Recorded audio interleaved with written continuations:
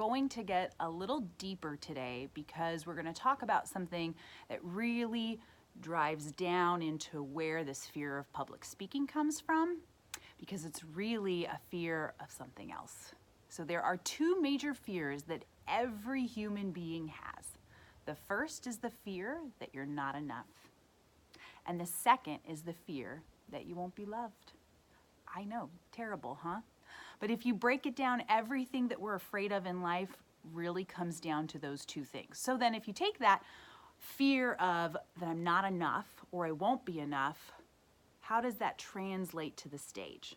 How does that translate to the conference room? How does that translate to whatever the group of people are that you're meeting with and their eyes are on you at that given time and the anxiety starts to creep in? Well, I mean, how many ways can we not be enough when we are up on stage or in that room? A lot of ways. We can feel like we don't know the information well enough. We can feel that we can't communicate it well enough. We can feel that maybe we haven't done enough in our career or our work life to deserve to be there. But there's a lot of ways that we can feel not enough. And so there's your fear.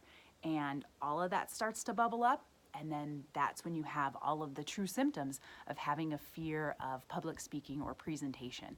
And whether that's an increased heart rate, or maybe you're starting to sweat like you've never sweat before, it could actually turn into a panic attack or an anxiety attack. There's a lot of different ways that it can manifest. So the video today is for this, for you to know that you are enough. You are enough. You don't need to fear when you get up there to give your talk that you're not enough, because you are. Now, it's going to take some work if you think that you're not, and chances are there's a lot of people listening right now that actually deep down you're afraid that you're not. So what I'm doing this time for this video is I'm going to hook you up with the link for the mindset questionnaire. And what that's going to do, it's going to show you, do I have a growth mindset or a fixed mindset? Well, what does that have to do with this fear of not being enough?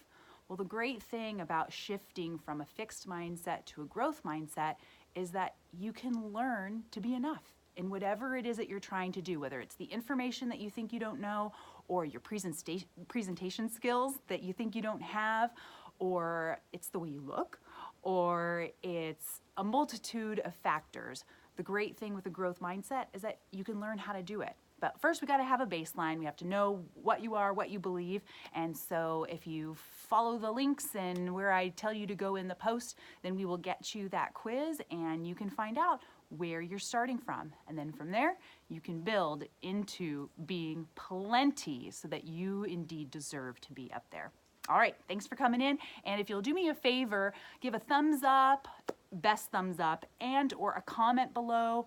Maybe you can tell me what you love about public speaking, or maybe you can tell me what specific thing just makes you break out in hives. But whatever it is, a thumbs up or a comment really helps me get this message out. So thanks for tuning in.